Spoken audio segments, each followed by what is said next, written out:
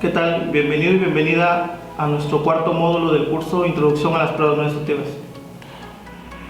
Bien, para que nosotros podamos tener herramientas y equipos, sistemas útiles para nuestra vida, o herramientas más simples como esta pala de jardinería, para lograr esto, detrás hay una gran cantidad de procesos de fabricación, procesos para transformar materia prima o acero en cosas útiles.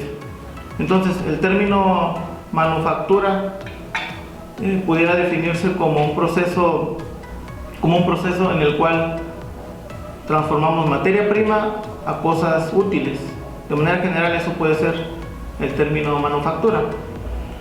Entonces, ahora, para manufacturar diferentes piezas o componentes útiles para nosotros, para nuestra industria, existen varias formas. Existen procesos de fabricación que involucran fundir metal, otros que involucran transformarlo, modificarlo o cambiarle sus dimensiones o darle más dimensiones a través de procesos en estado sólido, totalmente sólido.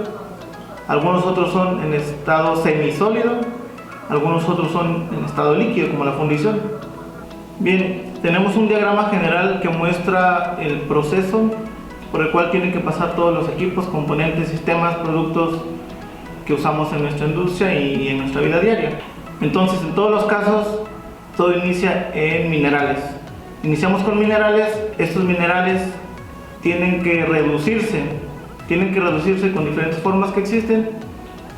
Se reduce, se le quita elementos que no son útiles para las piezas que son pensados. Entonces, en general, se reducen. Una vez que se reducen, podemos generar una fundición primaria. En esta fundición primaria, la pieza o la forma más común que existe es un lingote. Una vez que tenemos esa fundición primaria o ese lingote, ahora tenemos dos caminos por donde podemos ir para fabricar piezas y elementos.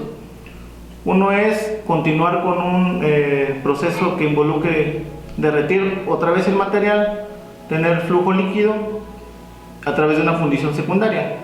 ¿Qué diferencia tiene esta fundición secundaria con la primera, con el lingote? Bueno, en la fundición secundaria se utiliza un molde con una forma ya definida y con una forma útil, y en la primaria no, nada más es para almacenar acero. Entonces, esa diferencia tiene. Tenemos entonces el camino de irnos hacia fundir otra vez material, pero ahora ya con un molde bien definido, y el otro camino sería seleccionar procesos de conformado en estado ya sea sólido o semisólido. Dentro de los procesos de conformado más comunes que hay, tenemos el rolado, tenemos el forjado, tenemos el extruido, existen otros más como el trefilado. Hay diferentes procesos, pero esos son los más comunes: rolado, forjado, extruido. Esos son procesos de conformado. Ahora bien, ya sea que hayamos seleccionado esos procesos de conformado o la fundición secundaria, después en la siguiente etapa mayormente se necesitan otros procesos casi finales, procesos finales, ¿no? ¿Qué podemos tener dentro de esa última etapa de los componentes o de las piezas? Pues pueden existir procesos de unión como la soldadura. Procesos de unión que se hacen a través de soldadura, que es welding. Puede ser a través de otro proceso de unión capilar que se llama soldadura fuerte, brazing pudiera ser. También tenemos procesos de unión a través de sujetadores. Pueden ser remaches, pueden ser tornillos, pernos.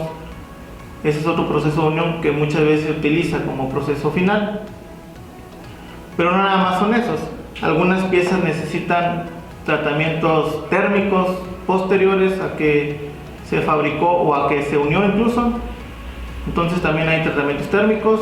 También tenemos tratamientos superficiales para darle ciertas características a la superficie de algunos componentes. También tenemos simplemente acabados estéticos, pudiera ser. Otra etapa muy importante es recubrimiento. Recubrimientos que traen algunas piezas, algunos componentes para protegerse de algo en particular. Entonces pueden haber recubrimientos para proteger la pieza contra la corrosión, pueden haber recubrimientos para proteger la pieza contra el desgaste, a lo mejor, en general recubrimientos. Entonces después tenemos procesos de unión, tratamientos térmicos, tenemos maquinado también, es otro proceso final muchas veces, acabados y recubrimientos. Esos son algunos procesos en la última etapa de los componentes. Después de ahí ya obtenemos algo útil, como esto que te comentaba. Se pueden mezclar incluso materiales. Ahorita estamos hablando principalmente de materiales fabricados de acero, pero se pueden mezclar con otros materiales que no sean metálicos. Recordarás el módulo 01 donde se mostró el efecto que tienen las discontinuidades en los materiales.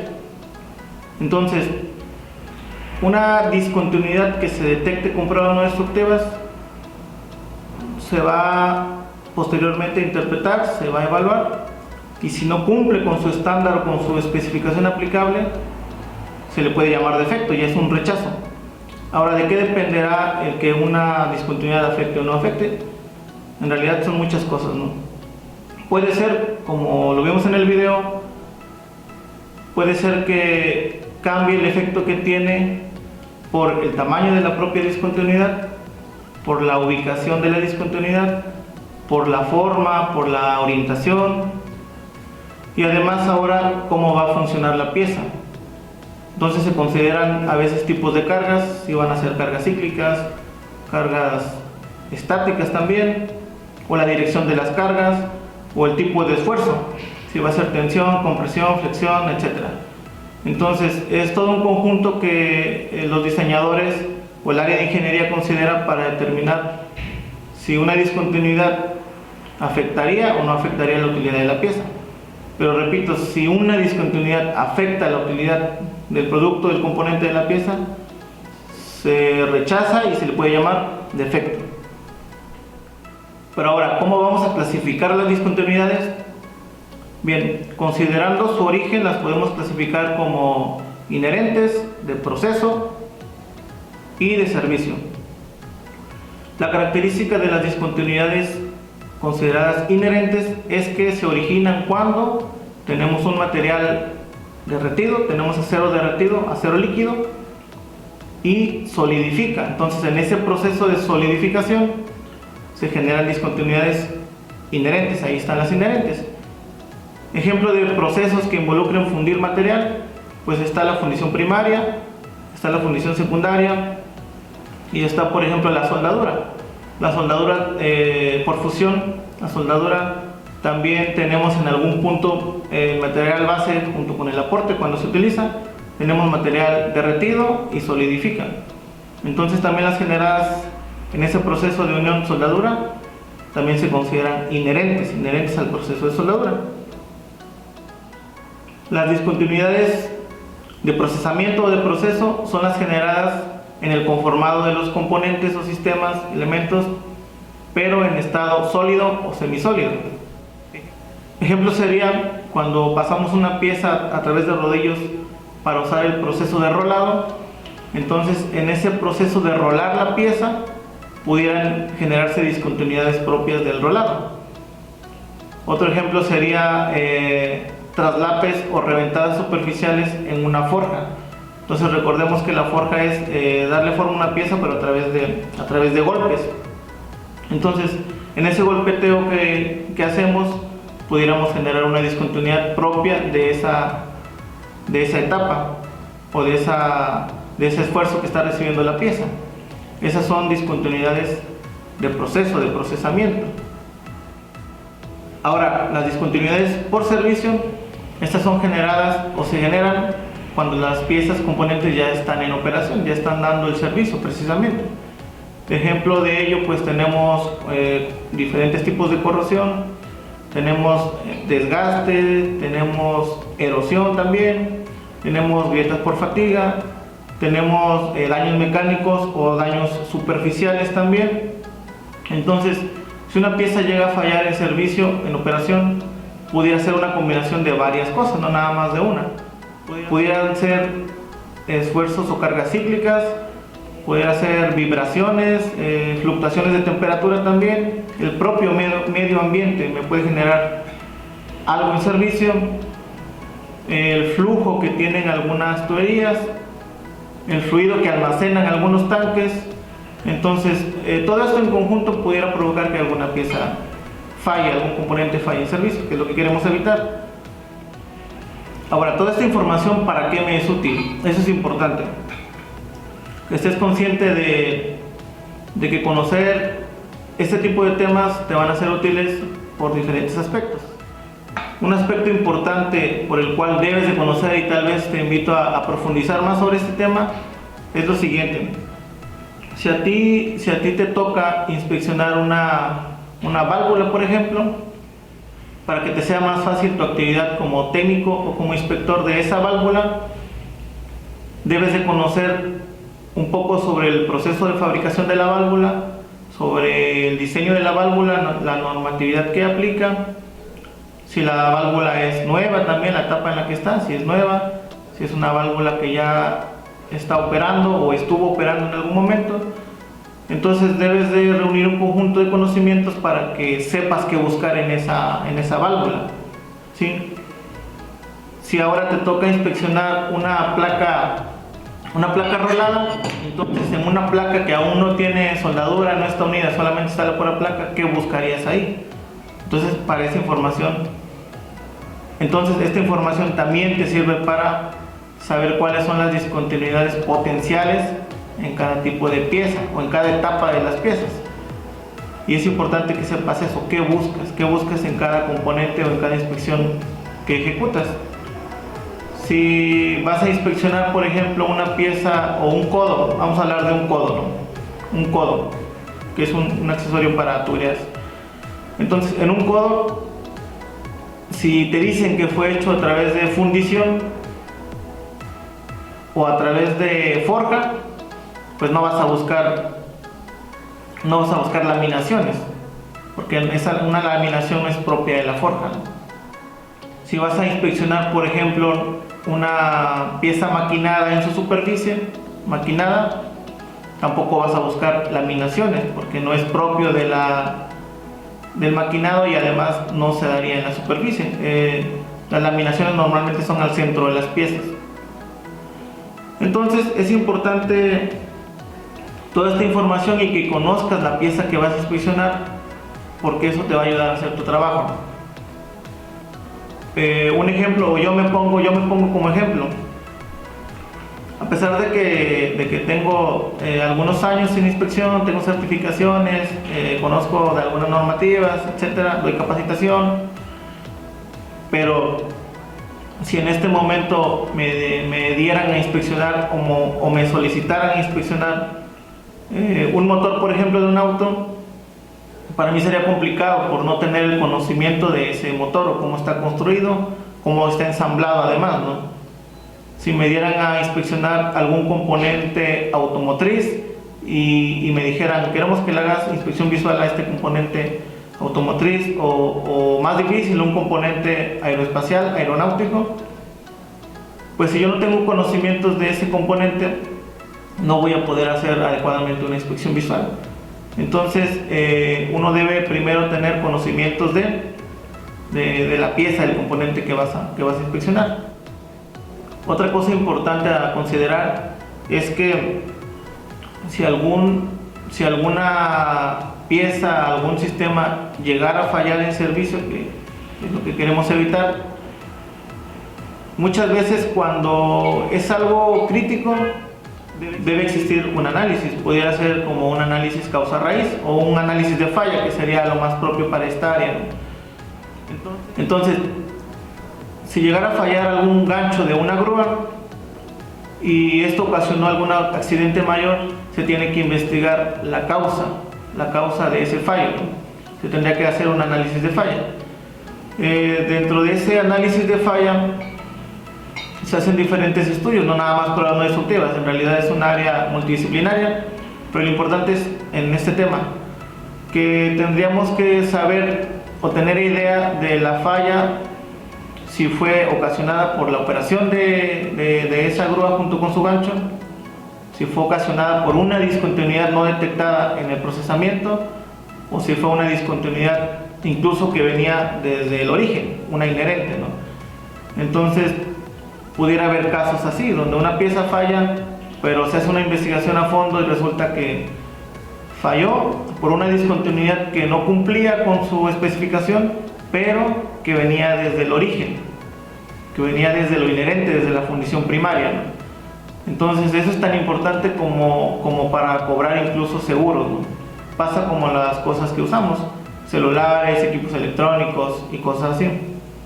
Tenemos una garantía, pero tiene límites esa garantía, límites de tiempo y límites de uso de nuestra pieza que queremos cobrar garantía o reclamar la garantía. Entonces en complejos o en instalaciones grandes también existen seguros, pero si llega a fallar, el seguro necesita saber la causa de esa falla, ¿no? Y entonces se tienen que buscar culpables, ¿no? O bueno, se escucha muy drástico, se tienen que buscar la causa para evitar ese fallo nuevamente. Entonces hasta para cobrar un seguro de alguna instalación grande, una instalación petrolera por ejemplo, una plataforma, se debe saber cuál fue la causa de esa falla. Entonces hay muchos casos donde nos es muy importante conocer este tipo de información y conocer tu pieza. Recuerda que debes conocer la pieza que vas a inspeccionar. Si no conoces la pieza, cómo se fabricó, sus características propias de la pieza, el uso que tiene o que dio o que va a dar incluso, pues no vamos a hacer un buen trabajo. Por último, vamos a ver algunas discontinuidades intencionales y no intencionales. Como ya mencionamos, algunas son intencionales en el caso de un tornillo, de algún birlo por ejemplo, algún espárrago para unir bridas. Estos tienen discontinuidades, pero estas son intencionales. Adicional a esto, si esta pieza tuviera una grieta, esa sería una discontinuidad no intencional y son las que nos interesa encontrar. Pero estas son las intencionales, son parte de la pieza. Otro ejemplo de discontinuidad intencional podrían ser las ranuras que tenemos en la punta de este desarmador.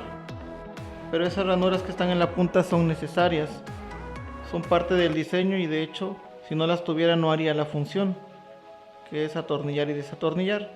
Entonces, discontinuidades intencionales. Otro ejemplo de discontinuidad intencional es este orificio o este barreno que tiene este mango de madera. Entonces, aunque hace perder la continuidad en esta pieza de madera, pero es parte del diseño. Ahora vamos a ver ejemplos de discontinuidades no intencionales. De las tres versiones que mencionamos o las tres etapas, aquí tenemos ejemplo de una discontinuidad inherente al proceso de soldadura. Esta es una sección transversal de una soldadura de aluminio para poder ver el interior de la pieza. Entonces logramos ver porosidades transversalmente. Esos poros fueron ocasionados en el proceso de solidificación. Teníamos aluminio derretido, aluminio líquido. En el proceso de solidificar quedó gas atrapado o gases atrapados y eso provocó estas discontinuidades. Entonces, según la definición, serían inherentes porque hay material derretido, hubo flujo líquido. Finalmente tenemos discontinuidades ocasionadas por el uso de las piezas o de los componentes. Se mencionaron algunos acabados para mejorar las propiedades de algunos materiales. Entonces, este tipo de pieza, esta pala de jardinería que tengo aquí, tiene un recubrimiento. Ese recubrimiento por el uso ya quedó desgastado, en algunas zonas ya no está ni siquiera presente. El acero o la placa con la que se construyó, la lámina con la que se construyó quedó totalmente descubierta. Entonces todas estas imperfecciones en esta pieza pues son ocasionadas por el uso, por servicio. Entonces el recubrimiento ya perdió las propiedades originales que tenía. Vamos a ver algunos ejemplos de soldaduras ya terminadas para que observes la apariencia. Ya mencionamos las definiciones de discontinuidades más comunes en soldadura, como socavados, poros, faltas de fusión, faltas de penetración. Pero vamos a ver cómo se vería una soldadura. Este es un ejemplo de una unión a tope de dos tubos de acero inoxidable. Tenemos una soldadura circunferencial y quiero que observes la apariencia. También ya mencionamos que si no conoces la pieza que estás inspeccionando, pues es complicado hacer una buena interpretación y una buena evaluación. Por darte un ejemplo, si buscaras un socavado y no conoces físicamente cómo es un socavado, pues no lo detectarías. O lo podrías confundir con algo que ni siquiera es. Entonces, bueno, esta es una soldadura que quedó visualmente aceptada en base a un estándar llamado ASME B31.3, a pesar de que tiene irregularidades, pero cumple con el estándar. Vamos a ver el ejemplo de otra soldadura. En este caso es una soldadura de acero al carbono. Es una soldadura de acero al carbono de filete. Esta es soldadura de filete, la cual está uniendo una sección de tubería con una placa. Este cupón lo usamos para calificar a un soldador con proceso SMAU. Entonces, el estándar que utilizamos para evaluar esta soldadura, el documento fue AWS de 1.1, edición 2020. Entonces quiero que observes su apariencia.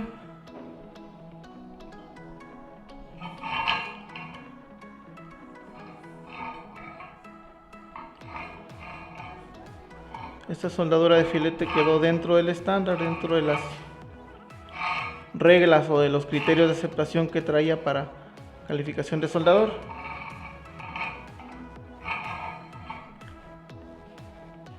Visualmente está aceptada para ese código, ¿no?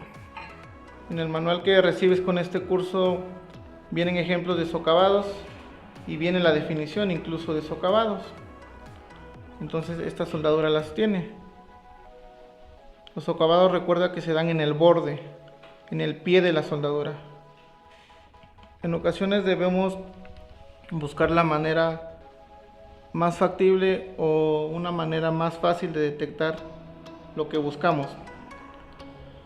Por eso es importante que conozcas las discontinuidades potenciales en la pieza que estás inspeccionando. Por ejemplo, al buscar socavados, una de las maneras o de las ayudas que podemos tener es utilizar una iluminación adicional. Una lámpara de mano nos puede servir bastante bien. Y quiero que observes la diferencia. En este punto solamente estoy evaluando desde la parte superior. Pero ahora, si yo me apoyo con una luz adicional, pero ahora colocada lateralmente a la soldadura, quiero que notes la diferencia. Esta es una iluminación desde la parte superior nada más. Si cambiamos de ángulo o de posición la luz adicional y la coloco lateralmente, ahora observa. Es más visible para nosotros esa discontinuidad que está en el pie de la soldadura. La voy a quitar. Ahí, como ya sabemos que ya está, ponemos atención. Pero si no sabemos que está ahí el socavado y no iluminamos de la manera correcta, podríamos no detectarlo visualmente. Voy a regresar a poner la luz complementaria lateral para que observes cómo es más fácil detectarla así, porque se forman sombras. Entonces, volviendo a la terminología básica de la que ya hablamos, esa sombra que estás observando en el pie de la soldadura es la indicación, es la que me indica, es la respuesta que obtenemos al aplicar una luz. En este caso estamos haciendo inspección visual. Esa respuesta o esa sombra me corresponde a mí como técnico interpretarla para saber de qué discontinuidad proviene. Entonces esta proviene de un socavado. La sombra es la indicación y lo que tiene la pieza, la depresión física o la ranura física que tiene ahí en ese borde, esa es la discontinuidad. Vamos a apoyarnos ahora de la luz adicional colocada lateralmente para que veas la diferencia.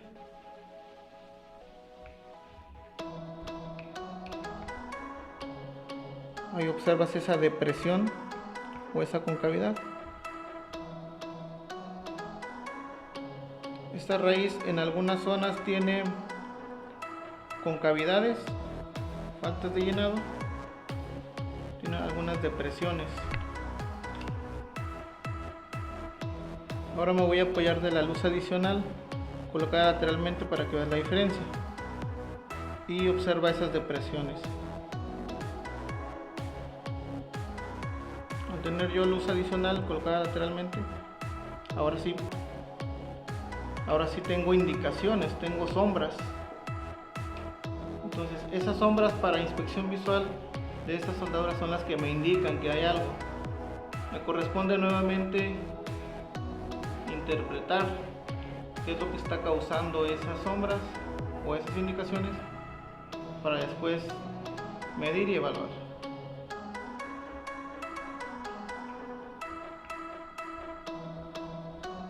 También recuerda que si no tienes un parámetro de aceptación, si tú no tienes un procedimiento, código estándar que te diga qué se acepta y qué no, no vas a poder determinar si cumple o no. No vas a poder decir si está rechazada o aceptada. Hasta que no tengas un patrón, un parámetro o algunas dimensiones máximas permitidas. Así se ve la raíz de una soldadura con concavidad. Ya para terminar, quiero que veas cómo se ve visualmente un poro, una porosidad. Esa es una junta en T, son unas placas unidas en T, y a lo lejos vemos la indicación, vemos esa sombra que genera la discontinuidad. Vamos a acercarnos un poco, vamos a enfocar y ahí tenemos el poro.